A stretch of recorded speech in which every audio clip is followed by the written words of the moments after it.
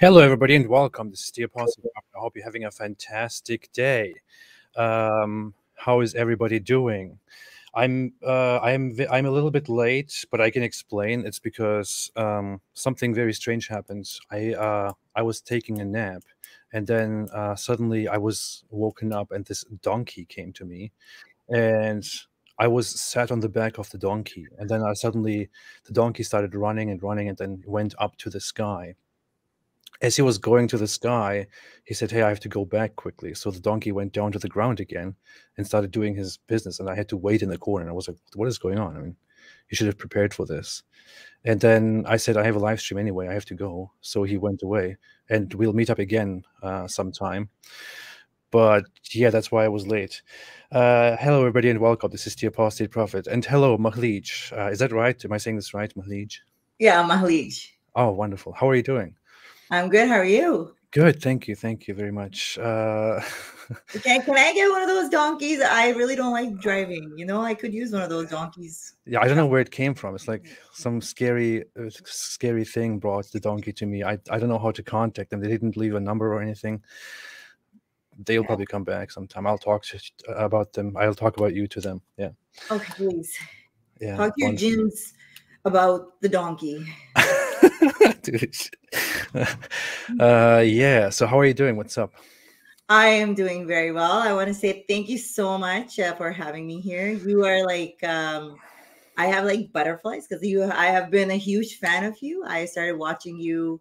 Well, I started watching David Wood, and then I was introduced to you. So you were like the prophet in the ex-Muslim, like you have the name, of the community. So I'm very happy to be here. Well, thank you so much. I appreciate that. It means a lot. I declared myself prophet, so it worked. I kind of did exactly what Muhammad did. I appreciate and you have followers. We follow you as a prophet, unlike some other people that claim they're other, scholars. By you are actually the prophet for ex-Muslims. That's fantastic. And soon I want to reveal my true plans for the world anyway, and then everyone will have to submit. Yes,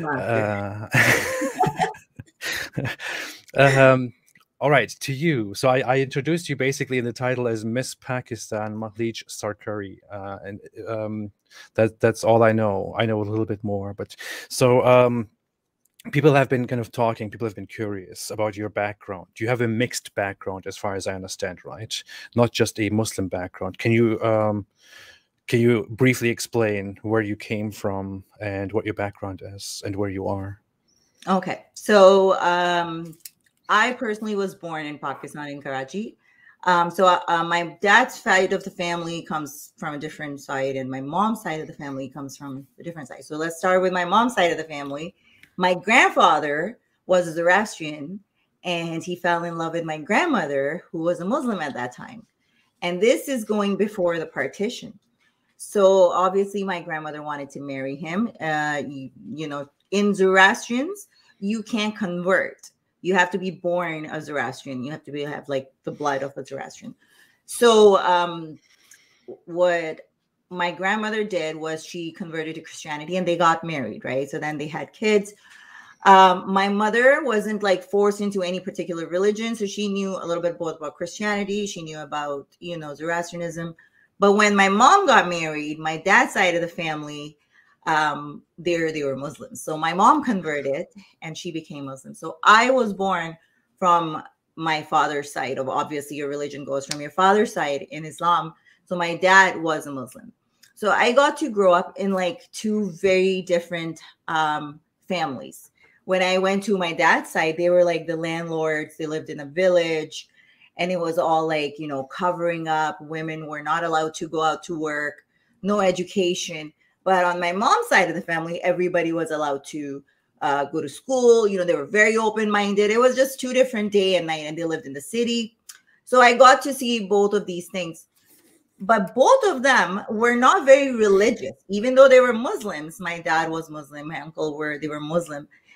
They didn't really pray 5 times a day. They didn't fast, But when it came to women and all that stuff, then they were Muslim. They applied all those rules to that. So that's a little bit of background. So I grew up as a Muslim, and then, will tell you the rest of the story. That's very interesting. So wait, let me shift you. Okay. So Zoroastrian background combined with Christianity converts to Islam, marries the Muslim side, and then you come forth from that family with a Muslim Mhm. background, but also from one side with a mixed Zoroastrian Christian background. That is Yeah. very interesting. I never heard that before.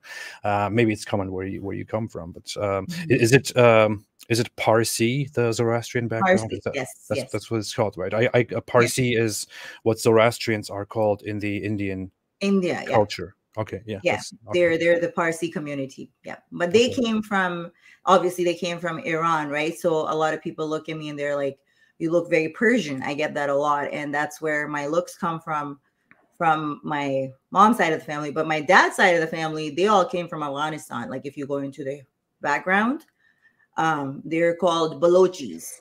They didn't live in Balochistan per se, but they were Balochis like my ancestors. Yeah, and Parsi is in reference to Persia, right? That's the logic here. Yeah. Okay, Yeah. yeah. Well, amazing. Did you get some form of religious or cultural education that you adopted from the Zoroastrian background, or was that very much gone in your No, generation? not much, but I always saw my grandfather praying. Like he used to get up in the morning and I would see him like stand there and do his thing when I was young. But that's about it. And then we knew about Nowruz, the New Year.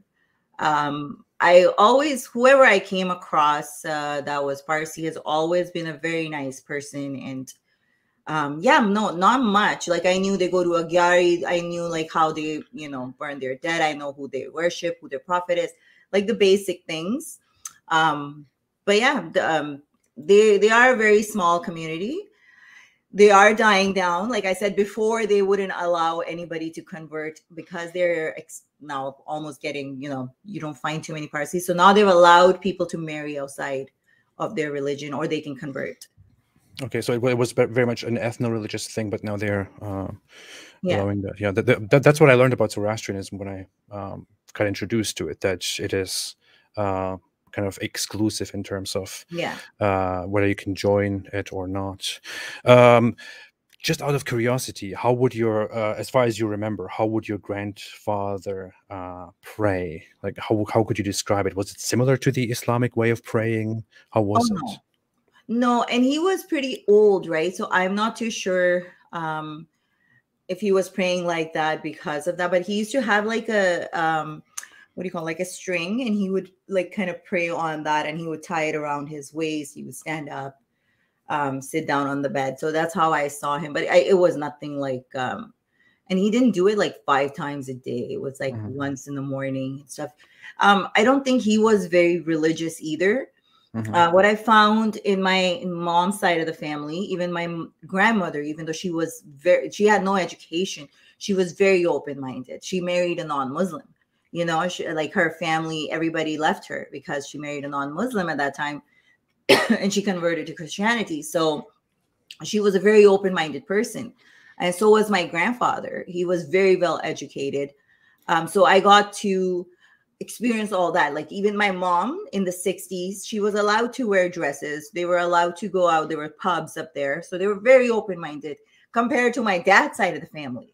Like in the village, when we would go there, I was young, but when I was becoming of age, I would have to cover my face. Like when we drove through the main village, nobody could see us because we were the landlord's daughters, right? So it was like day and night. I would go to my grandmother's house and I would have all this freedom. And then I would go, whenever our dad was around, we were just like, we had to kind of behave. So I used to love going to my grandma's house because I had all this freedom, right?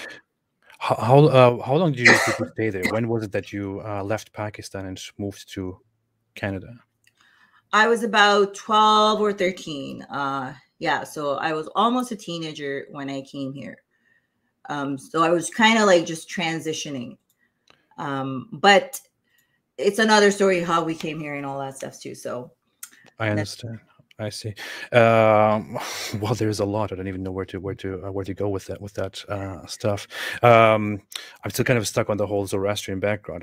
Zoroastrians initially went there to India because of persecution by Mhm. Muslims, by Yes. Islam in the Persian culture, right? That's how Mhm. the Parsi community in India formed, as far as I understand it and as far as I remember. And when it comes to their prayers and their forms of worship, as far as I have learned it, they are not obligated to pray so many times a day. They are just encouraged Mhm. to worship every day. But their focus is more on knowledge, on knowing the good. Mhm. It's the Uh, teaching of Zertosh, right? They're uh-huh, the messenger, you can say. So it's the teaching. It's like Buddha. He's not a god, but it's a teaching of Buddha, right? So uh-huh, that's what they follow. And for me, not knowing the religion, but growing up in that atmosphere where I always saw my father respecting my grandmother, like she ruled the house. She made the decisions, you know. We had Hindus coming over in that house. We had Christians coming in that house. We had, doesn't matter, Muslims coming in their house, in our house, like, you know, so it was all mixed. We never saw anybody, oh, you know, keep their plates separate, or that, you know, the division, you would say. mhm, mhm, I didn't see that even in my dad's side of the family. Like, you know, there were other non-Muslims that came there, even though they were very uneducated village people. um like I said, they were not very religious, but sometimes people pick and choose what part of religion they want to use for their own benefit. And but they were very misogynistic, definitely. mhm, mhm. You won the Miss Pakistan World 2007 competition, so you became is it called a beauty queen then? Yes. Yes, so you became beauty queen of Miss Pakistan in 2007. How did that happen? How did you get into that from this misogynistic upbringing? How do you get to that? You know what? I used to believe in karma, so I would have kind of say it was a karma from my dad's side. But you know, it's just, I don't know. So I'll back it up a little bit and just kind of tell you how I got to Canada, and Uh-huh. then tell you how. So the inspiration obviously came from the Bollywood movies, because my grandfather, he was from India. He only went to Pakistan because of my grandmother. Long story short, so otherwise he would have, like, my mom's always like, "Why did you go there? You should have just stayed in India," you know. But he was so much in love with her. He, like, you know, you talk about true love, so he went there. Um, so what had happened is, when my mom had gotten married to my dad, she was in a very abusive relationship. He Mhm. was very abusive. He would beat her up all the time. He almost tried to kill her one time. And like, those memories, I've kind of suppressed them, but it was just like, as soon as we used to hear his honk his horn, knew that he was home, we would just tuck ourselves in and we would just, like, pretend we're sleeping. Or we knew either mom was getting beaten up, and when I was getting older, he was coming on to me, then it was me that I would get in between and I would get beat up. Like, I remember he banged my head against the wall one time. He was a kind of like a guy. I remember we were in an ice cream shop, and I was just looking straight, and a boy just walked across, and he's telling me to control my eyes. You know, it was just like really, really negative, bad atmosphere. So when he wouldn't divorce my mom either, because he was like, well, you can take khula, and you have to go to court, and I'll keep the girls. You will never get it, because they were powerful people. So all that stuff. But then he died. When he died, my mom kind of wanted to, you know, convert back out of this religion, because obviously she couldn't do anything. But we were getting threatened from my dad's side of the family that if you do convert and if you try to go anywhere, we'll all be killed. So I don't know how my mom managed, because I was so young at that time. She just took us somehow, and she ran to Canada, and we came here as refugees. Yeah, so but when we came here, my mom gave me all the freedom, because she was brought up in that kind of atmosphere and that kind of family that I wanted to pursue into acting and modeling and all that stuff. So she was always there. And that's when I came across this pageant called Miss Pakistan World, even though I didn't tell too many people that I was Pakistani, because I used to wear a bikini, you know, and people would be like, "Oh my God, a Pakistani girl wearing bikini, blah blah blah." So anyhow, I competed, And I actually won the second year. I competed twice, and the second year I won, and then I represented it internationally. When I came back, I went to China in a Miss Tourism pageant, and when I came back, what that company did was they did a publicity stunt. They made a story about me and Musharraf, who was the president at that time in Pakistan, and the Balochis were hating on him. So they made up this story that this Balochi girl is in love with Musharraf, and she wants to marry him, blah, blah, blah. So I went very viral, and this is going back in 2008. When I did that pageant, it was I never even thought that, my life is going to change so drastically after that, because I got trolled so bad, and it was threats. You can't even imagine. This is going back in 2008 when YouTube was very new. And I had a different channel, which was hacked and deleted and stuff. But people were like, this girl should be murdered. This girl should be shot. Her head should be shaved. She should be shot between her eyes. And this is me living in Canada. I was just like, what is going on here? And then I was getting threats in Canada. Not only in Pakistan, I was getting threats in Canada. I wasn't personally getting it, but that organization was, because they had my number and stuff. But I was scared, genuinely scared here. And you weren't Muslim anymore at this point, right? I wasn't. I wasn't. But what they did, they said that I was a Muslim. And when I told that woman that runs that organization, I'm like, you're not doing this right, because everyone's going to come after me now. She's like, well, nobody's going to care if it's a Christian girl, that wears a bikini. So this was her own words. So this was my great awakening in the media, how things are manipulated, how news is manipulated. I went on to a very big show in Pakistan. We went to Dubai, and we were I couldn't even speak my language properly at that time. So she kind of made a lot of fun of us. They went on and defamed us. They were like, oh, these girls got arrested. It was a lot of drama. So this all happened in 2008. And then I just kind of went underground. Not underground, but I just kind of stopped everything after I was done with my term. 2 years later, I was like, okay, I want to go to Pakistan, because, I spent my childhood there. So I wanted to go there and see the places that I lived, my grandmother's house and stuff like that. So I went back, and then I did work a little bit in Pakistan as well. I just never spoke about religion. I always spoke about women's rights, and I always spoke about bold topics, the hypocrisy of Pakistanis and human rights issues and stuff. And I did that even on, a lot of channels. I went there and I would wear dresses and stuff, so I was pushing my limits, but it was not very safe for me, because I was always looking over my shoulder and all that. Last time I was there was in 2012. And then I came here back, met someone, had a baby. But this whole journey of Islam, I had left Islam a long time. When my mother left Islam, I just left it because she left it. It wasn't oh, Islam teaches you this, Islam teaches you that. It was nothing to do with that. It was in 2017 when there was a motion filed here called M103, Islamophobia motion, right? So that kind of got my attention. I'm like, wait a minute, this is blasphemy law, And I'm like, well, because all this thing was happening around me, because I was in the Muslim community, I was in the Pakistani community, and I couldn't see it. It was just kind of taking a step back and seeing what's happening around me. So yeah, I started talking a lot about Islam at that time, but I still didn't know the inside hadiths and ayats and all that. I started following you, then David would show all this, and then I saw Haris invited me, and now I'm just like, wow, I didn't even know all this stuff, and now I know all this stuff, and I'm just it just boggles my mind. Well, that explains how you got into this whole activism about Islam and Muslim culture. I mean, it's a thing.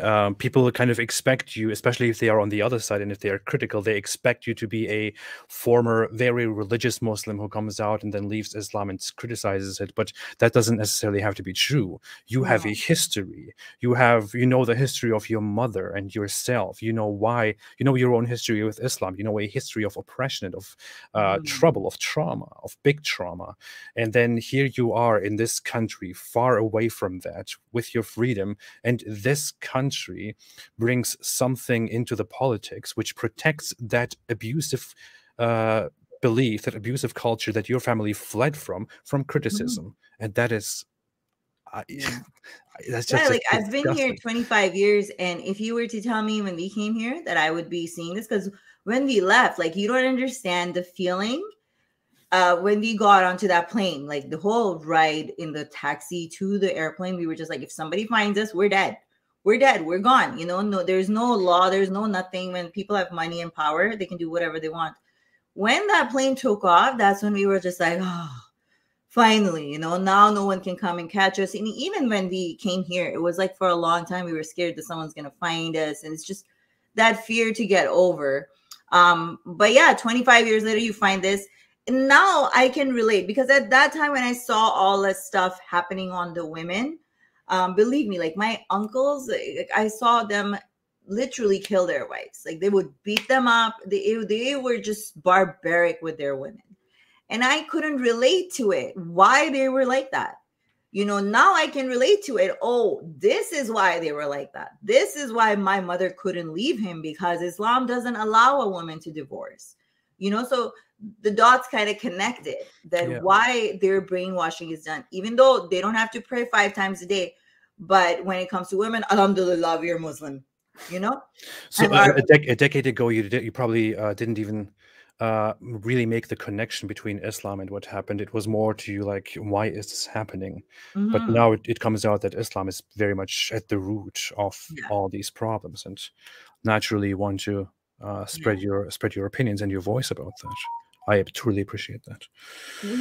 I did have like few questions. Like I remember asking my mom this question when I was in Pakistan, and I was like, when did Islam, you know, come to life? And she's like 1400 years ago. And I was just like, I'm like, so how do you know? And this was me young, and I'm like, so how do you know that, you know, it didn't get changed in between? Because I always give an example, you know, that telephone game that you Yeah, play. You have yeah, 10 people and you say one thing, and then by the time you hear from the 10th person, so imagine that for 1400 years. And then she told me, look, about Christianity that came first, and I was like, okay, so wait a minute, that religion came first and then that one came, so God's not sure which one is the right religion, he keeps bringing different ones. So these questions were always in my brain, you know. But because I was never forced to you know, read namaz 5 times or keep fasts and stuff, it was just like I had to be a good girl, you know. mm-hmm. I didn't even have to cover. Like my dad was a hypocrite when we were in the city, and he had like all these elite friends. He would want me to wear jeans. He would want my mom to dress nice so he could show off to people how open-minded he was. Mm-hmm. Meanwhile, at home, he's beating the crap out of everyone, you know? So he was such a hypocrite. But when we would go to the village, it was like niqab, like not even niqab. You had to Yeah, cover the yeah. whole thing. That's the funny thing about the hypocrisy, that it's very prominent in Muslim culture. I mean, many of us experience this, where they cannot control very much, or they don't care very much, or they want to be, you know, more I guess more comfortable outside. But when it comes to going back to the tradition, to the family, for my family, for example, it was when we go back to Turkey to visit grandparents and relatives, then everything must be very you know, respectable and good and traditional Yeah. and all that and Islamic.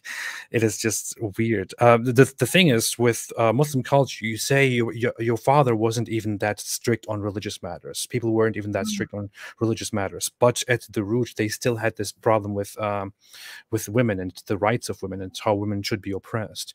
And Mhm. this is very much, you know, that this is because of Islam. This is an Islamic cultural feature, that even if people are not very religious, even if they are not very devout, even if they don't observe their religion very much and don't pray enough, they will still go back to what Islam teaches them about women in terms of controlling them, in terms of shaming them, in terms of making them cover up, or otherwise forcing them to cover up and forcing them to act a certain way. So these are the fruits of the Islamic culture which you experienced. And yeah, Well, there's a your lot of screen is a little bit, the quality is a little bit low on your camera. I guess it might be a is it? connection issue, but yeah. Yeah, the connection. I live in the boonies. I live in North Pole. Oh. I live far away from all the, everyone always thinks, do you live in Brampton or Mississauga? And I'm like, no, I live far away from there. I'm the only brown person in this town. So let's Interesting. you know what it is in Pakistan, and also this problem is in the Asian subcontinent, the feudalism in a lot of villages, so you have these landlords and then they own all these little peasants and stuff. So they always, and you can hear that like from even in Punjabis, in Balochis and the Pathans are known that they're the most strict out of all four people that for four different cultures that are in Pakistan, right? Pathans are the ones in the north, the KPK, and they're very strict. It's like an honor is like huge for them. In same thing in Balochis, honor is a huge thing, and that's what it was all about. My dad, honor, honor, honor, and then here I am, like 10, 15 years later, Miss Pakistan in a bikini. And the same village I belong to, all these people have like my phone, my picture on their phones. So that's why I say it's karma. The more you try to suppress my mother and everything else, boom, look. But a lot of people are proud too. Like I talked to some of my cousins and stuff, and they're very happy that I am doing this. And it's funny because some of those women that are in the villages don't know about Islam. So I was talking to one of them the other day. She was talking about inheritance. Right. And she was like, well, our laws suck because, we can't even go after our inheritance. And I'm like, it's not your law. It's your Allah, actually, that gave you that half of like inheritance. It's not the law. The law is according to Allah. And then I had a conversation with her where we talked about Aisha's age and she didn't believe it.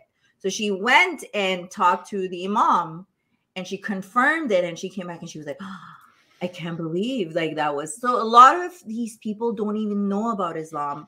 A lot of these women don't know about it. So when I speak up and when I talk to them, they're shocked as much as me. I was shocked too. Yeah. So I mean, it's not even in these cultures. They are not even religious enough. I mean, the things that are done in terms of the rights of women or how much women are supposed to be controlled. These cultures are not even religious enough. If you came to the expectations of how religious they are supposed to be, it would be much worse. I mean, there are certain hints. I mean, people know of certain movements. You know of certain Islamic movements within Pakistan. You have the neighbor in Afghanistan, the Deobandis and the Taliban, and you have similar movements within Pakistan that advocate for similar things. You are not even supposed to show any skin, be part of society, be part in, be part of your of the face of your village. You are supposed to be hidden into a veil and put into a house that you are not supposed to leave unless you absolutely have to, and so on. And I mean that is the Islamic belief. That is the Islamic view. That's the Islamic culture. Would you ever go back to Pakistan again? Would you ever want to go back there? Well, you know what? I went back 3 times, and the first time I went there, right? So what I would do, I would wear like a wife beater, and then I had a dupatta around me. But then, and then I rented a car because, like, if you took like $2,000 to Pakistan, you could live like a king for a month. So I rented a car with a chauffeur with big bag and stuff. But then later on, I kind of covered myself. And then I also got robbed at gunpoint right in the middle of a roundabout. The cops were right up there. But it was a different experience the first time I went there because I didn't know too many people. Second time, it was okay. But second time I ended up locked up for like 2 weeks because the situation wasn't that great. And I was renting this room from some people. And then they shut down Facebook and stuff. This was around that time. But the third time when I went there, I hung out with the cream crowd, the rich people. Oh my God, I saw Pakistan in a total different way. Went to parties. There would be restaurants we'd go to. We'd bring our own bottles. Like I drank more in 4 months in Pakistan than I have drank in Canada. There were parties, there was drugs, there was prostitution, there was anything you asked for, it was happening up there. But, I had a really good time at that time. But you always have to take care of your security. You just don't know when a crazy person is going to come and blow you up. or, It's, hurt you. that's the thing. There's always the risk of things going really bad in that Yeah, society. but I can't go now because at that time, anything I was doing, I was not talking about the religion. I was talking about women's issue, but I never. Now I've said like Prophet Muhammad is a pedophile and stuff. So I don't think I can go to any Muslim country anymore. Yeah, you I shouldn't might not be go. allowed in India either. My I mom's mean, like, you gotta keep your mouth shut. You're shutting down your doors. we just had an incident. I mean, this this Sri Lankan manager of a factory in Pakistan was just brutally lynched by hundreds of people and burned, kicked, Yeah. and all that, and people justified that, and that happened only because that guy apparently, according to a rumor, ripped a poster with Islamic verses, with Islamic texts on it, ripped it from the wall and put it into a trash or something. And Yeah, that's I think only a it said rumor. Ya Ali or something on it. And Oh. so if we go back, let's go back. And this is when I also was hearing about Mishal Khan. I think it was about 2017 or stuff. And this guy was a young student, college student, good looking guy, Mhm. He was lynched to death for blasphemy, but he didn't do any blasphemy. He was just open-minded person, a rational person. Later on, it was found that he didn't put anything, but he was lynched the same way. They beat him up first. This is what they do. They beat the person up first with sticks. Then they will strip your clothes off. Then they will drag you around with a car all around town. And then they will set your body on fire. In some cases, they have hung these bodies off the trees. So there was another case in the same place you're talking about, Sialkot. There was another case, I believe, 10 years ago where they did the same thing to two brothers. And they said, oh, these were the thieves and this and that, but it was like a personal grudge. It wasn't blasphemy case. But you were talking about these people that come and defend it. I've had 2 or 3 people, these guys that come there and they defend it. They're like, no, what has happened is good. I think it's about time, like you were saying, people don't know what real Islam is, especially in Pakistan. They just want to be Islamic. Most of these guys that are coming there, we want this, we want Sharia law, they won't survive a day because the amount of porn Pakistan watches, first thing they're going to do is shut down your internet and porn's gone. So you guys are going to go nuts. So that's why I tell them, I'm like, wait till real Sharia comes. Then you guys will know what Islam is. Because these guys, there was a guy, he came there and he was like, Taliban is our hero. Like they come and say these bold statements.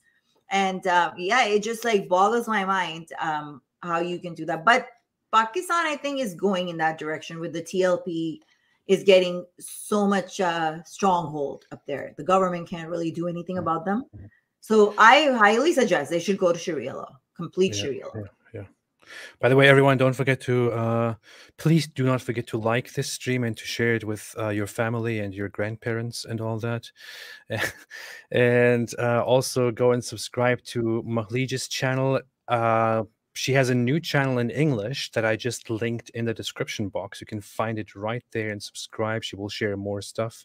And she also has an Urdu channel for all those who are interested in that. That is also in the description box. So please go and subscribe, support her voice. And thanks, everybody. Mahleej, I would definitely not suggest going to Pakistan after the things that you have said. I mean, the things that we have an incident that was not in Pakistan, that was in Afghanistan, I believe. But this woman, Farkhunda something, she was brutally murdered as well. Just 2015 or something. A woman was brutally lynched by a mob and killed, and there are videos of that still available to watch. Yeah. Kicked and brutally killed, and over rumors. Things happen to people over rumors in Pakistan, in Bangladesh, in Afghanistan, and to a certain extent, it could even happen in India among Muslim communities. Yeah. And after all the things that you have said, after your outspoken, views, please don't. Oh yeah, I've said too much now to take it back. I have even said too much, to be honest. Even so, I was working with somebody, and that person was like, you've kind of, your social media presence, it's kind of hard for us to get a normal job because we're Islamophobes, or it's very hard because I do speak up very boldly. Last year, what I had done in my Urdu channel, so English channel is different, but my Urdu channel, since 2008, till now, I've had a Facebook page and I've been trolled every single day. Every single day, the same Muslim Pakistani men will come there. They will look at my half naked pictures, you know, in my dresses. According to them, they're naked, you know, bikinis, whatever. They will look at it and then they will swear at me and then they'll call me, you know, all these different kinds of names and stuff. And I didn't really care for it. I just ignored it. But last year, there was Women March happening in Pakistan. And there was this writer, famous writer, he insulted and swore at this other women's rights activist.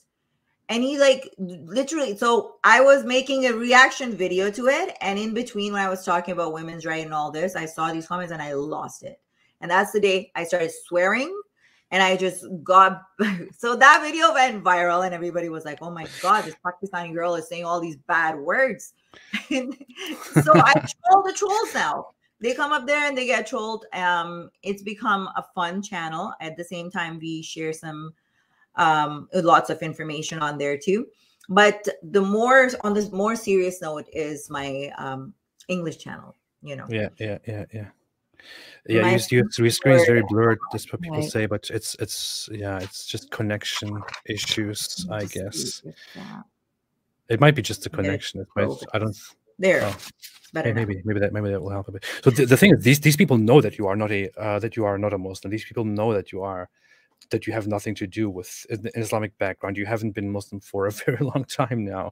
So, but they're still in your business about how you present yourself and how you dress and all that. Yeah. Still well, it's new people, right? It's new people that come and join my page, my Facebook page. Thanks to all that, now I just hit 1 million followers on my Facebook page. Fantastic. So what it tells me is that even though there is a silent majority that is listening to me, that doesn't talk, and they're scared because they can't talk. People can see what they're writing. People can go and see in their history and they can get in trouble, especially if they're living in Pakistan or Islamic countries. So they can't openly come on calls. They can't openly message and stuff, but they are listening. Otherwise, my page, why would it grow? I know there are a lot of perverts too, but believe me, every stream that I've done in the last month, I've gotten a female. And for me to see women coming out on my show and talking about and leaving Islam and talking about rationalities, even Muslim women coming on it, that was like a huge achievement. I felt really good about it because people are listening. Wait a minute. I wasn't even aware that you have 1 million followers on Facebook. I just looked this up and I'm like, wait, I didn't know that. I barely look at Facebook. That's why I wasn't aware of that. But I'm just seeing that you have 1 million followers on Facebook. What? Yeah, only they would like monetize my stuff. Like I'm half monetized and half not. But that's what I'm telling you. Like I had somebody try to hack into it from Pakistan. They're always trying to hack my stuff. Always. That is very funny. I had no idea. So you have a Facebook page which has 1 million followers, as it says right here, and you are quite active there. I had no clue. That's interesting. That's very interesting. Yeah. As much as I try to keep like religion out of certain of my social media, like Instagram and all this, it just comes out because these people are everywhere. I swear to God, there could be a new social media platform and I'll go make an account and Pakistanis will sniff me out. It will be the Pakistanis that are first there. I'm like, where's the Canadians? Where's everybody else? I could be speaking in English or Urdu. They'll be there first. I guess there's way too many of them on the internet. Is this you? Yeah, that's when I won the Miss Pakistan. So we talked about it a lot, and some people are asking. But here, this is an interview from 2007 when you won the Miss Pakistan contest. Yes. Yeah, it's a little bit the quality of the video is not. You know what? It was an amazing experience doing it, and people think pageants are like, oh my God, you get to look beautiful. I went to China for 3 weeks. Believe me, it was like I was in the military. You had to be ready 8 o'clock to have breakfast and look like this, look like a beauty queen, and then they would make us walk like the whole day, bring us back at 10 o'clock. And then we had to rehearse. It was like a boot camp. It was like a boot camp. But I love that experience. It's just unfortunate that my old YouTube account was deleted. and it had all my video from China, all my traveling, everything. Yeah, and I don't know how to like even try now to get it back. So wow, it would be nice. It would have been nice if you had that somewhere. I don't know. Yeah, I'm not surprised that the video qualities and all of that from 2007 are yeah, not. I think there is a video here. I'll share that with you if you want to show like when I did go to China and stuff. There's one video that I've got because everything else was deleted. Which is like it kind of just pisses me off. But what are you gonna do? But you know what? Now it's social media, and even though I loved being on TV and doing shows, you always had to bite your tongue, you know, and I always had to control my tongue. But here, oh yeah, now you can freely say whatever you want. That's the I don't have to great thing control about as much. Not as much, yeah. I still do, but not as much. Yeah, Fair definitely. Fair enough. Yeah, so no, it was a fun experience. I really enjoyed it. You said you were told by the manager of that competition or of the organization, she wanted to keep the whole drama going and said to you nobody would be interested in a Christian woman wearing a bikini. That's why they didn't clarify it. So they kind of fed off the whole drama about you as a Pakistani Muslim woman supposedly wearing a bikini and being outrageous. So as the news was coming in, you know, there was news coming in every single day. And what was going on was, you know, it started with like me liking Musharraf, and then she would be on third line, you know, or she would be on texting me what to say. Because I didn't speak Hindi at that fluently at that time. So I couldn't even properly like put sentences together. And then it went on, oh, the media, you know, they're like, oh, if Musharraf proposed to you, would you marry him? And then she'd be like, yes, yes, yes. And I'm like, oh, so there's a lot of things that I was made to say that I didn't really want to say. She made me read the Musharraf's book on the way to Dubai, 14-hour flight, because I was going to go talk about Musharraf, why I was in love with him. So, and I did like Musharraf. It's not that I didn't, because he's the only guy that came and actually did something for Pakistan, you know, provided some women's right. The way the media is, before Musharraf, it was never like that. I don't know why my screen keeps going like that. So he did. I think it's okay right now. It's not too bad right now. There we go. So in the media, like before that, there was like only 2 channels, but Musharraf came and he gave a lot of freedom to the media and stuff. What about your beliefs right now? It's like, are you non-believing? Do you not believe in a supernatural anymore? Where are you? No, and I would have to say it's you know, listening a lot to Alib and Haris and you guys, and you know, it's just, I don't know if there is somebody out there, but I know for sure that it's not Allah or Bhagwan or Jesus. I don't think it's those gods. If there is somebody out there, he doesn't really care about us, because if he did, then he wouldn't let all these things happening. Like, for example, if a 6-year-old is getting raped by somebody, you know, I'm sorry, if you're a God and you're going to let that happen and enjoy it, it just doesn't make sense. Even if there is a divine creator, he doesn't really care about burning us in hell. And I always say, you know, to these Muslims, it's like, honestly, if I have to deal with you in my lifetime here, I prefer to go to hell, because if you think you're going to heaven, I don't want to deal with you there. I'll go to hell. Because we have to deal with them here, and then after, let them have their whores. Well, we're gonna go to hell anyways. Like they're so sexually frustrated. I think like the whole Quran, and this boggles my mind, that, you know, anybody would have figured out how to reproduce, but we still don't know what's out in the universe. But our God was only worried about talking about women and men and sex and how you can eat a banana and how you should come, and you know, all these kind of things, but he forgot totally about telling us there's Mars, there's universe, there's stars, nothing. Yeah. He was very much concerned about in the case of Islam, he was very much concerned about how much he has sex, who he has sex with, how many he has women sex. You can have. And it's a very funny thing, right? I mean, I was just somebody left a comment here, and I was just visualizing that, like in the Islamic heaven. I mean, you don't really it's so much conceptualized. You don't really think about it and visualize how it would really look. You go to heaven as a Muslim man, or as a Muslim family. You go to heaven, and the man of the family has his wife or wives, and together with that has as many other divinely created weird wives as he wants, these huris, and he can have sex with all of them at the same time.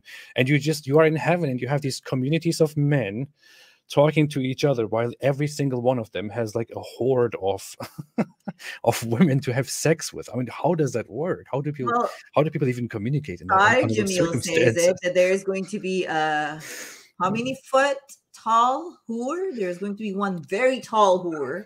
Like you really have to climb on her. And he also says that in heaven, you can, like, the women are gonna have like 21 different kinds of dresses, and every time a dress changes, her makeup changes. Like, I would like that technology now here, And then he says that you can see through all those dresses up to her bone marrow.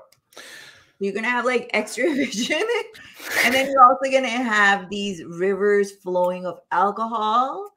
Yeah. And there's also going to be these young boys there for you. Oh, yeah. They You will hear that? serve you. Yeah. There's also young men, little boys there too.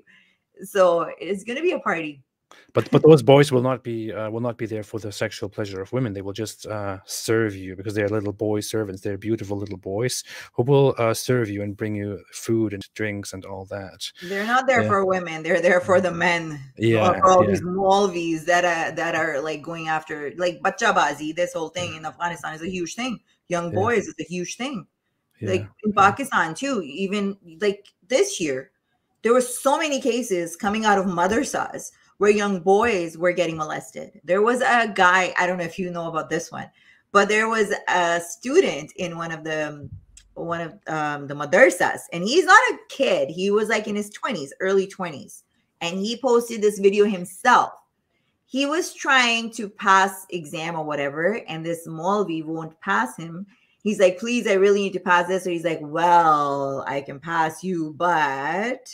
So he started abusing him, and he still didn't pass him for 3 years, and he kept doing it. So this guy recorded him. And this is an old man in the madrasa. He's holding the Quran like this while the guy is giving him a underneath. Are you kidding me? No, this is all on camera.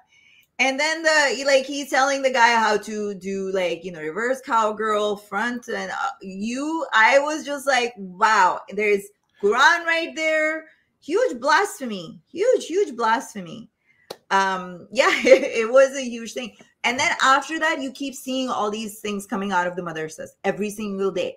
Some little kid, some little girl, somebody else got molested. They like all these little boys. Yeah. That sounds so disturbing. I didn't even know what to say at this point. But yeah. I'll send you that video, man. Oh, don't send me that video. And you know how many? Then there's another imam too. His videos have gone viral. Like, he was butt naked, and his excuse was, this is what he said, that the forensic people in England have said that somebody has made taken different parts of his body and put that clip together. Guess what? His stomach is like, he's this pregnant, and his downstairs was like this big. So I was like, and I interviewed him. I wanted to ask him which part was edited.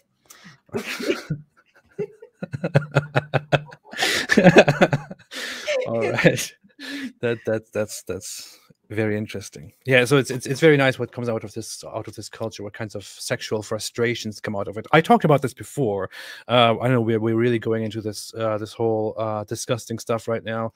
I talked about this. This is the religion. I'm sorry, this is it. I'm sorry. I know it sounds gross. I talked about this before. The thing is, I grew up in Germany, and I grew up in this very comfortable culture in terms of genders coming together, talking about all kinds of things. Everyone is comfortable, things go smoothly and all that.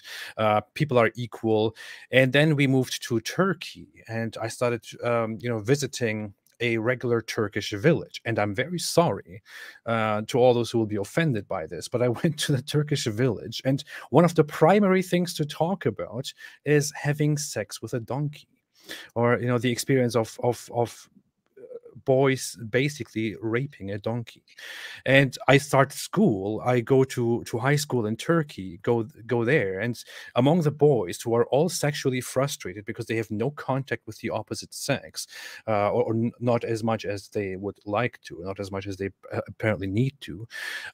Every kind of physical contact between boys, between men, is interpreted as gay sex, and they cannot stop talking about it and cannot stop making jokes about doing it to each other, doing it with each other, giving each other a good time under the desk and things like that. It's like, dude, what the hell? What did I walk into here? I mean, I came from this supposedly dirty, filthy, immoral German culture and come here into this Muslim culture that is so proud of its Muslimhood and of its Turkishness, and all I hear is sex with donkeys, sex with animals, having gay sex in the classroom because you need it so much. At least you can have that if you can't approach women, and so on. There's so much sexual frustration going on because of this whole what Islam teaches you about sex, and at the same time it suppresses sex within the society, and covers women up and tells men to behave this way and to completely abstain from it, and then they will get an abundance of it in heaven. This just leads to such a disease, a mental disease within Muslim societies that we all know, that we are familiar with. Well, it leads to animal abuse, like honestly, there's like goats, there's dogs, there's videos coming out of like, oh my God, there's so many videos. And this is what it is, like something that is natural, and they make it like such a big deal. Oh my God. Like even just when saying the word sex, they're like, oh, haram, haram, haram. Yeah. But like if it's such a dirty thing, why do you want to do it so much? We are all here because of that dirty thing. If it's so dirty, why would your parents do it? They want to do it. They, all their text teaches you about it. And then, and yeah, you were right. Like a lot of people become gay, and, especially because when you're going through puberty and stuff, if you're not in, if you're like separated from the other gender, what are you going to do? You're going to experiment between yourself, Yeah. The thing is, these people are not even really gay. Like they detest it, they dislike it, they think it is an abhorrent thing, but then they joke about it and they play with it because at least we can do this, not the other thing, because that is forbidden. And the thing is, I mean, I learned from a very young age, as a very young child, I learned how one of the great rewards that I will get as a believer, if I die as a believer of Islam, if I go to heaven, one of the great rewards is getting these, full-breasted women that will look better than anything that I have ever seen on the planet. And I'm a boy. What are you now? What do you now expect me to learn and to grow up with as a boy? And then how do you reconcile that with suppressing all of that in a society while we are on the earth? What do you think that will lead to? It is just so weird. And it's then no wonder that this culture becomes so obsessive about sex, obsessive about women, so misogynistic, so oppressive, and leads to the abuse that you and many others have experienced. And I'm so glad that you're out of it. And I'm so glad that you have found your freedom. And I'm so glad that you can say whatever the hell you want about this horribly wicked, sick mindset that you have left behind and that your mother fled from. Congratulations. Yeah, no, there's believe me, there's people that still believe. Like I've had people that come up there and they try to debate with me, and this guy was like, women still have half a brain, and I'm like, okay, let's do an IQ test. Oh no. So it's like when you get them on there, and I find that for men doing this activism is different, and it's for women it's different, because we get a lot more hatred, I find, and we get a lot more abuse. And when a woman is strong and somebody calls you an abusive word, you clap back at them, their ego gets hurt. They're like, how dare this woman She is half of me. How dare she talk to me like this? Like, they're women, and men's ego get hurt. Even some Indians are like that too. It's just that some continent, it's so misogynistic, and women have always been like the second class citizens. So now that women, when they speak up in front of them, their ego gets hurt, and they're just like, oh shit. And also in Pakistan and in Muslim culture or Islamic culture, they know once their women know the truth, they're not going to be under their control no more. So they're very scared of losing their women. Once the women are educated and they know what their rights are, they lose. So they have to make sure that they control this. They have to keep that control. Yeah, yeah. In a Muslim society, according to the Islamic teachings, you are supposed to be, as a man of the family and as a man of the society, you're supposed to have a tight grip over the women and over the women in society and the women in your household. That is how it's supposed to be. You're supposed to keep them from becoming independent and all that. And because being independent as a woman is bad, we see the same thing with Aisha from Australia, Infidel Noodle. She started speaking out. We have Nuria Khan. She started speaking out, and although they just started, and I have been here forever. When Muslims respond to me, it's like they respond to their equal who happens to say terrible things about their religion. But when they respond to Infidel Noodle and Nuria Khan, and also to you now, they are using a much different language, a very a very abusive, degrading, humiliating language, because to them they are talking about a lesser being, a lesser person who is supposed to be humble. So, and one of the most common things is that they will attack you on a sexual basis, whether it is a remark about you as a woman or about you as what your supposed sexual motives are by leaving Islam or criticizing Islam or talking about it. It's always there's always this dehumanizing factor to that, and that is Islamic in its essence. They kind of, their brains are so small, they can only process from our clothes to sex, and that's it. Oh, this she is showing this skin, she must be this, and then they just only can call us some names, and that's it. But it's getting old. It's like, it's getting old. We know who we are. It's just you're showing us how Islam represents, and Islam teaches you this. Like, anytime these guys come and they call me, I show their comments, and I'm like, look, this is a representation of Islam. Don't come and tell me I am destroying the name of Islam. You're doing it yourself. When you come here and call me all these kinds of horrible names, and like 98% of them are from Muslims, I mean, you're doing the representation of Islam. That means Islam teaches you, when you see a woman, you swear at her, and you called her all these nasty names. You're supposed to, Even in Quran, Quran is swearing at kafirs or kufr the whole time, calling them dogs and pigs. And what kind of Allah is this? Like, Allah Almighty, who created this, like, so many planets, is like with a, is acting like a little child. Oh, you don't believe in me? You're a pig. You don't believe in me? You're this. Why would he want to do that? It's just so weird. Yeah. There are even some verses in which Allah has a very angry reaction to, like, what the hell, like almost like translated to what the hell, like in these terms that they use, oof upon them. What do they think? Who do they think they are? Why will they not believe? Why will they, like, dude, you're supposed to be Allah. You're supposed to be. I don't know. Quran is so confusing. Sometimes it's talking first person and third person, and it's just like all over the place. You're like, who are you talking about? Who's talking here now? Is it Allah talking or is it Muhammad talking? It's like that circular argument, right? Like, you sent the Quran, Allah did. Who told you? Muhammad did. It's like you keep going in circles. I don't know. I think from what I have seen, and it's very happy because I have been watching it behind the scenes, like since 2017. You have grown so much. I've seen David Wood, I've seen Haris, I've seen Ghalib, and now every day there's different ex-Muslim channels growing up. Now there is some with certain kind of agenda, but there is women coming out too now that are actually genuine, which we need. We need more women to come out who show their face and talk about this. Because believe me, once the women start leaving this religion, these men will have nothing. Then they will have to turn gay. Oh, talking about gay. So there was There was this one man in Pakistan. He told me, he was like a media person, and he told me he used to get like this Pathan young guy coming to his house to give him oral, but he said he was not gay. That was his thinking. He was like, no, I'm not gay, but he's just performing on me. And I was like, okay. Oh, yeah. Yeah. Well, I guess so. Logic.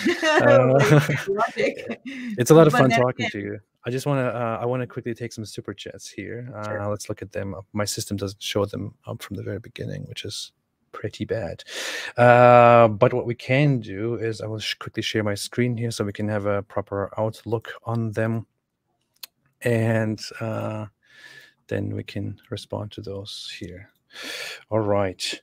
So Hindu historian said, thanks, Hindu historian, for always being here. Would you support a movement to repeal M103 in Canada? Oh, of course. Yeah. We actually did an event with Tariq Fateh in it. But it still passed. But you know what? I'm still here talking about Islam. So I guess it's not that much Islamophobic, right? If it was like, oh my God, you can't talk anything about it. Because they can't. What is Islamophobia? If I say you kill gays, throw them off the roof, it's a fact. It's not being Islamophobic. So they haven't defined it. What is Islamophobia yet? Yeah, yeah, I agree. Yakov Kratzberg said, I agree with La ilah, and that's it. Thank you so much. Jenny Elif said, greetings from Greece. You're both wonderful. Thank you so much, Jenny Elif. I appreciate it. Kasim Tufail made a super sticker. Looks nice. Thank you. XXWLZXX said, hey, AP, I was researching divorce rates worldwide, and I found that the crude divorce rates of Islamic countries are either on par or higher than the West. So much for Sharia preserving marriage. Hey, but don't you know that that is the fault of Western influence on Islamic culture? That's why that is happening. That's why there are such high divorce rates in the Middle East, for example. It's because of the Western influence. Yeah. Are you aware of this? Is the Jewish or is the Raw planning against them? Everything is a Yehudi Sadesh. Yeah, I'm sure you get that too, right? Yeah. I'm sure you get that too. You are being that you are apparently a secret agent supported by the Jews or something. Yeah. Oh, and the Raw Indians, yeah. Before I was Indians, and then because in some of the Indians also, came across my channel and found me very offensive. They were like, "Oh no, she's still a Muslim. She's still working with the Pakistanis. She's an ISI." And I'm like, "You're acting the exact same way the other people do." Yeah, it's the same both sides. Yeah. Gainsborough said, Ridwan, stop running and debate Shake Your Booty. Who's that? Shake Your Booty was a guest on my channel yesterday. If you look at my last video before our conversation, you will see Shake Your Booty. He's actually a very good, respectable Islamic scholar. Okay. He made a video called 10 Reasons Why You Should Become a Muslim. And I'm just kidding. It's a parody of me. I called myself Shaky Booty and made such a video.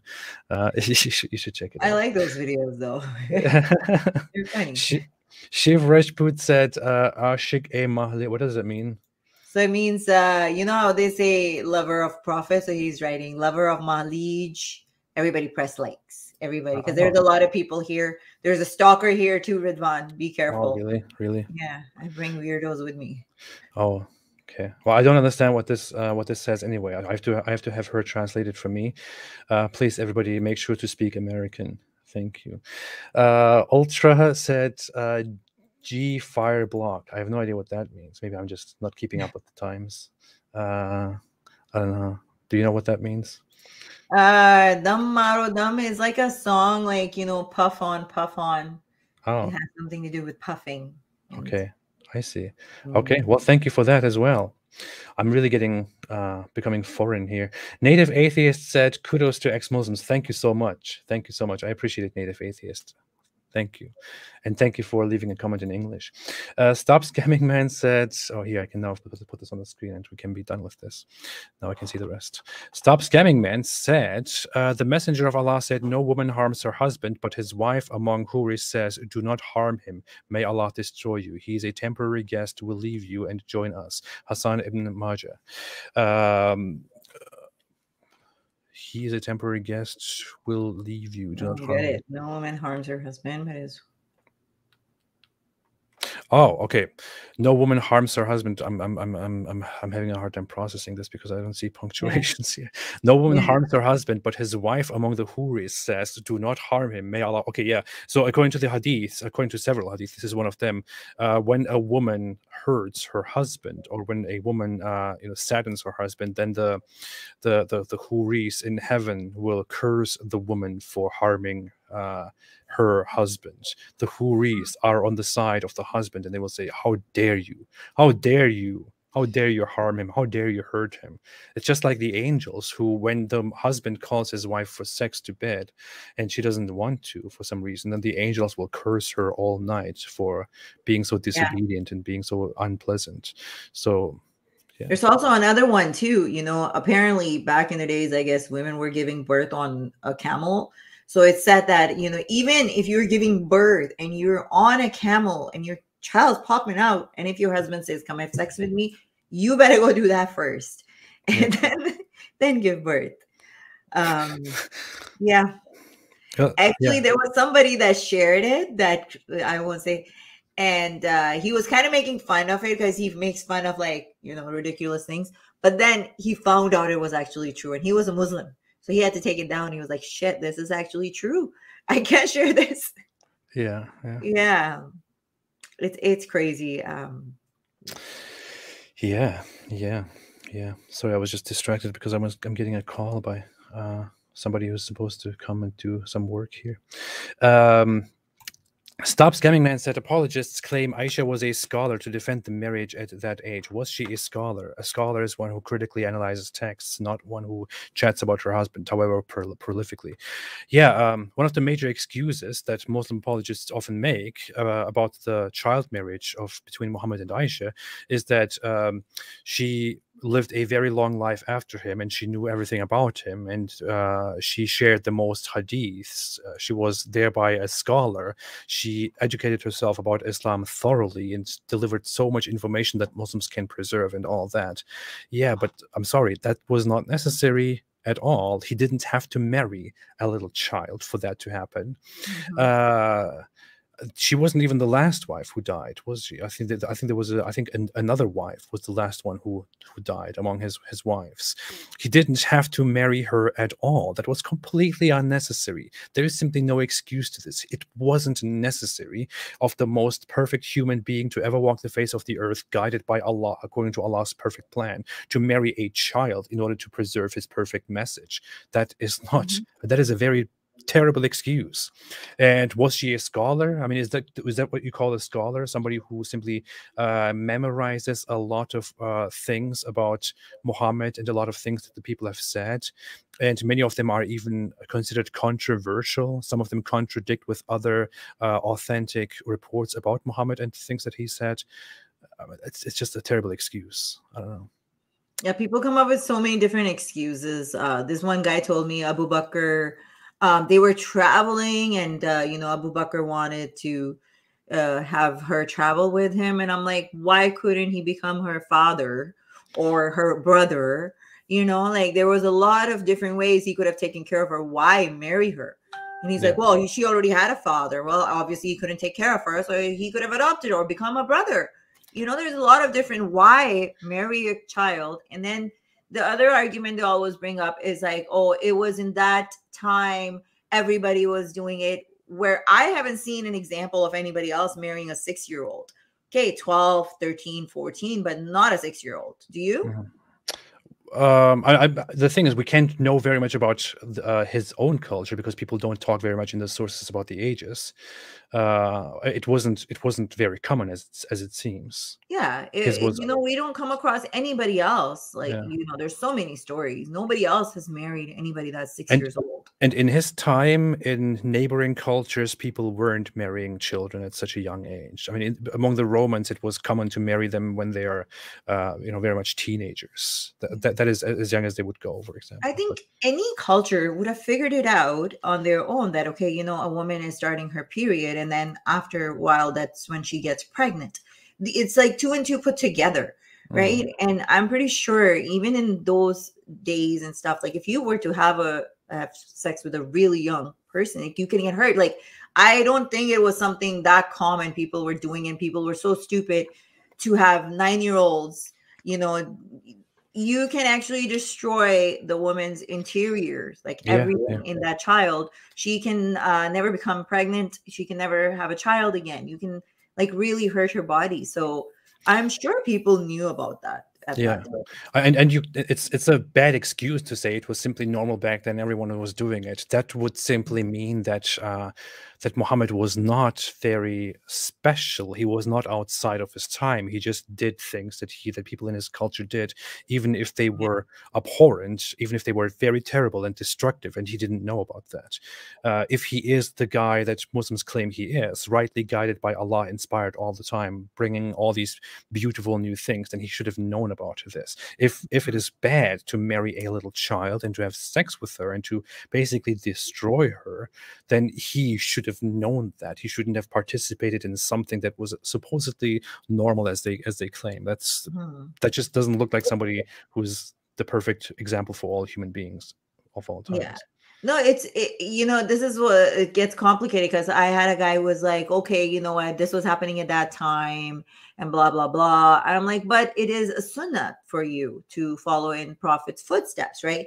And he's like, oh, it's not happening today in this day and age, which it is. But then Quran also says it is for all times, you know? So it says, okay, if it happened then, it should be happening now too, you know? And it's your sunnah. How can you go against your sunnah now? So both ways, it's kind of, you know, so sometimes they have no answers. Like some of these guys that come and debate with me, there were a couple of them, they were like, good point. I got them on few points, and they were forced to think. They had no answers. Vic London said, can Mahleej talk about Hindus in Pakistan situation, etc.? It's very vague. There's a lot of stuff to talk about. Well, in short, the poor Hindus, yes, they are being targeted, and they don't live a lavish life, you know. But I also hung around with Hindus that were in politics, and they were rich people. They had everything. They were in politics, and they hung around with Muslims. They drank together. They ate in the same plates. There was no problem. The thing is, the Hindus in Pakistan, the ones that are in higher places, they need to fight for the other Hindus that are being converted and that are being tortured and stuff. So they have to start speaking up for them. But money talks, right? As long as they're making their money, they don't really do that. Same thing with the Christian community as well. Benjamin Iota said, what are Mahleej's thoughts on where Pakistan is headed in the next 10 years? Will more people question and think critically? With everything going on right now, yes, people are thinking critically, but at the same time, the extremism is growing, so they're very quiet. I think there's going to be an Islamic revolution in Pakistan, just the way everything is becoming so Islam. The whole education curriculum has been changed.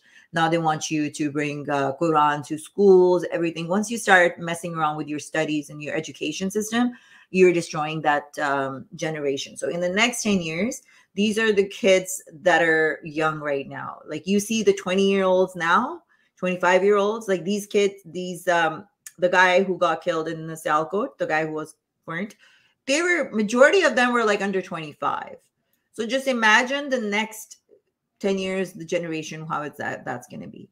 If you see even some of the videos you see of like 3-4-year-old kids, people make those, and they've got like swords in their hand, and they're like, oh, for Prophet Muhammad, we will chop you, you know. Gustakh Rasul ki eki saza sartan se juda, meaning like whoever disrespects the Prophet, we should just, you know, slash his neck. So that's the future. Thank you for that. I hope for the best. What can I say? Raj said, thank you so much for the super chat. Non-weirdo Hindu here, and totally support you guys. Real pre-Islamic history needs to be brought out, though. I agree. Nothing I can add. I agree. Thank you. I appreciate it. Also, within God's reasoning, made a super chat and said, I love you, Sister Gedalia. Sister Gedalia. Oh, Sister Gedalia is somebody who is in the chat. I guess they're declaring their love for each other. That's very interesting. So yeah, that's nice. That's fun. Interesting. Erkin Alp Güney said in a super chat, he's Turkish. Interestingly enough, Allah said F every time he wanted to say Mary. Yeah. There is you can't even find a thing in the Quran. There is a specific verse in which it talks about how Muhammad has certain special privileges when it comes to women. If they want to give themselves to him, then he can simply take them without any further procedure, such as giving them a thing in return, and that is only for him, not for the other Muslims, only for him, so that he doesn't endure any difficulties, any problems in his sexual desires, I guess. He would have like unlimited, and the others were only allowed for. Yeah. But hey, he only did that because he wanted to preserve the ties and all that. And it's funny because even one time, if you hear Aisha is like, every time something happens, all of a sudden God sends a message to you, and the next day there's a scripture that is written there. Because I don't know if you remember, I think it was Maria, the slave, Hafsa's slave girl, and Huzur went there, Muhammad went there, and he sent the wife somewhere, or your dad's calling you or something. And when she came back, she saw him, she caught him having sex with the slave, right? And so she was pretty pissed and stuff. She got angry, and he was like, okay, don't tell anybody, blah, blah, blah. I'm not, this is haram for me. She's haram for me. I'm not going to do it, blah, blah, blah. But she talked to Aisha, and then they were like talking and stuff. But the next day, there's, there's a thing that comes down saying that, everything is halal. Whatever has God has made halal for you, how can you say it is haram? This is made halal for you, And if the women give you trouble for it, we will provide you better virgins and better women than them, and you can divorce them. Like, what kind of God is this? There's a saying called papi kutni. These are like those old women that are like gossiping and making people fight and stuff. This is the word I would give that. Yeah, the story is Mary the Copt as his servant slave that he received as a gift, Muhammad, and he's caught apparently having sex with her. And the thing is, there is a controversy in the narratives, because according to one narrative, it was him having having sex with her and then being caught by one of his wives. According to the other narrative, it is about eating honey or drinking honey. What the funny thing is, it doesn't make any sense. Why would they get angry at him for eating or drinking honey? And the thing is, drinking honey, eating off of somebody else, or eating honey is a metaphor for that, for enjoying his slave, enjoying a woman. And then they spread the word, and he gets angry at them, and the Quran verse basically comes down and says, why do you make haram for yourself what Allah has made halal for you? So now go and do whatever you want. So he goes and is like, oh yeah, I forbid it to myself because I respected you wives, but sorry, I can now do whatever I want because Allah told me. So I will now go and drink honey again. Thanks. That's what he said. So it's like when he wanted to marry his adopted son's daughter. Right. The next day, it was like, it was like, Allah was so much involved with Muhammad's sexual life and desires and all that's all there is. It's important. It's very important. What about the women? Well, like, what in the whole Quran? I asked this the other day. In the whole Quran, does it ever even talk about women's satisfaction? Does it even talk about, like, I know it talks about a guy releasing. Does it even explain that a woman can also release? Nothing. Nobody cares about nothing about women. We have no feelings. We're just to be there. That's it. Nobody cares about women. Let's move on. It's like, hey, what do you call it? Saying bang, thank you, ma'am, or something. Yeah, that's just how it is. Yeah. That is no. Or Allahu Akbar, thank you, or something. Opal Ian said said hugs and kisses. Thank you so much. I appreciate it. Thank you for the super chat. All right. All right. Let's see here. Erikin Abgane said Islam shared pedophilia with contemporaneous practices in creative pedophilia with contemporaneous practices in creative. I'm not sure. I don't know about that. I don't have enough knowledge on that matter. But thank you for sharing that information. Super chats, super chats. Luigi Santuriello made a super chat of $1.34. I love it when people just make these very specific amounts of super chats, because I do that too when I make super chats. Keshvinder Singh said, "Hey AP, please consider making a video on the YouTuber Trey the Explainer's video on Abrahamic religions. I will check it out. I'll keep it in mind. Thank you so much. I appreciate it." Bam. Thank you, ma'am. Yeah, that's the one. Okay. Oh, okay. Also, Within God's Reasoning made a super chat again and said, AP, Gedalia is one of your moderators. I know. She's a sister in Christ. We are called to love one another. Oh, okay. So that was just that. I thought there was more to this. But yeah, if that's just it, I'm sorry for misrepresenting what you said, but if that's just it, then that's just it. No, I know Gedalia is one of the moderators here, and she's very helpful, and I really appreciate her help very much. So if we're just talking about Christians loving each other in Christ, I get it. Thank you for the clarification. MJ said, Jesus loves you, Mahleej. Please don't hate Christ. See, my thing on that is I don't hate anyone. You can believe in whoever you want, right? You can believe in Santa Claus. I don't care. But if you go and start killing in the name of Santa Claus, then I have a problem with it. So do whatever you want to believe in, whatever makes you happy. I have no problem with it. As long as your belief is not affecting on the other person. You're not forcing your opinion on the other person. Yeah. That's all I believe. Please don't blow yourselves up in the name of Santa Claus. It's very horrible. Masihi Muslim said, Muslims for Jesus, said, is that a thing? Should the Muslims living in Christian countries participate in the Christmas celebrations? Should Muslims living in Christian countries participate in the Christmas celebrations, irrespective of the correct date? Yes, they should. Huh. Should they participate? I mean, is it like they're supposed to participate or they can participate? Because the language here sounds like they should participate. They should do it. I don't know. Yeah, I mean, people should just do whatever they want, right?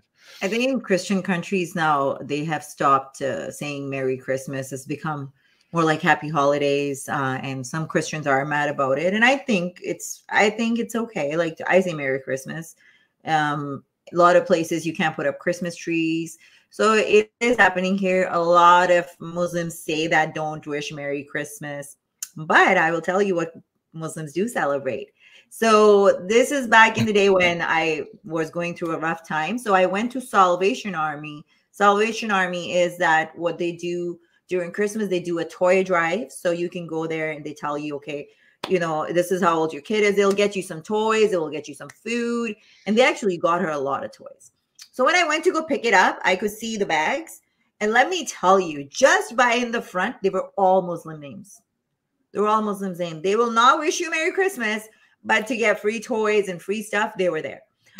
Because Salvation Army doesn't discriminate. It's not for just Christians. It's for everybody. So, you know, they are very nice. Christian countries are very nice. I would definitely say Christians are very giving. But you won't see the same thing happening on Eid. They do Eid drives. They collect toys on Eid and stuff. Now, do they hand it out to Christians? No. It's only for the Muslims, right? That is interesting. Yeah, I'm very familiar with things regarding in regular Muslim culture, people rejecting certain values and practices of other religions, but then participating in them whenever it benefits them in a way. It's oh yeah. Don't do that. Jennifer LaFontaine said no one has to participate in anything. LOL. Absolutely. Prashant Dutt said there is no God. Well, that's just your opinion.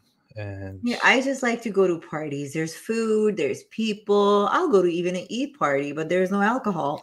So that's why I kind of don't go, just food. Yeah, that's good. That's Or good. you sneak in your own, little bottle. Yeah. Yamata said, love you, AP. Thank you so much. I love you too.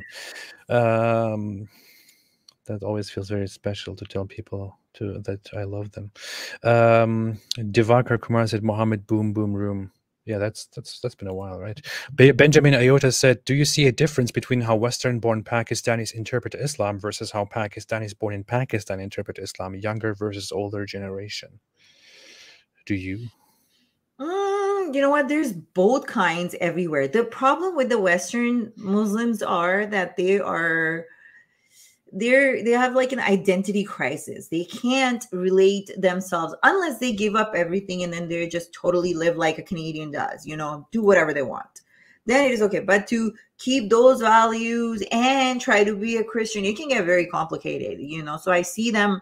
I've seen a lot of people that go totally towards Islam because they're like, oh my God, we're going to totally lose our culture, totally lose our religion.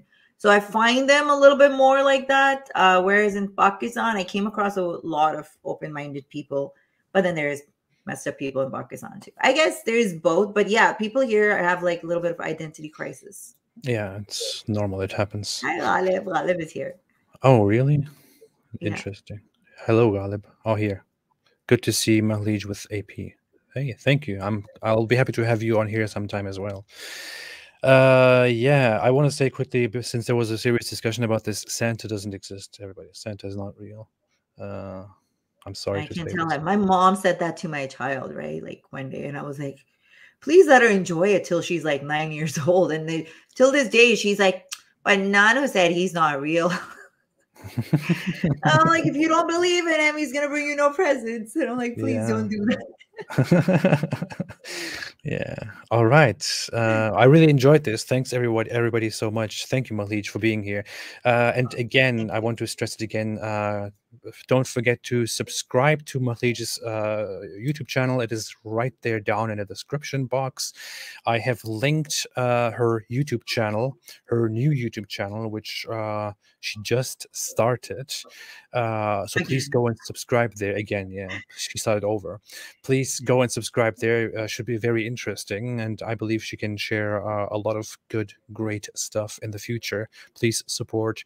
I truly appreciated having you on here, Mahleej. And there's also a link under that for her channel in Urdu for all those who want to follow and watch that as well. And while you are here, sorry, thank you so much, AP, for having me here and giving me all this time. I loved your audience as well, and it was a fun show. It was not like an interview, but more like talking. I liked it.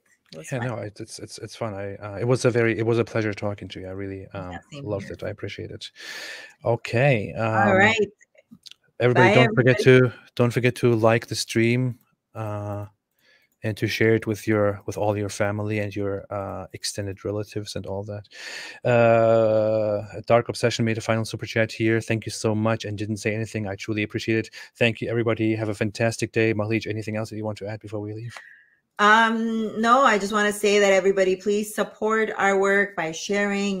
Super chats is always helpful, but sharing, liking. So that supports us a lot.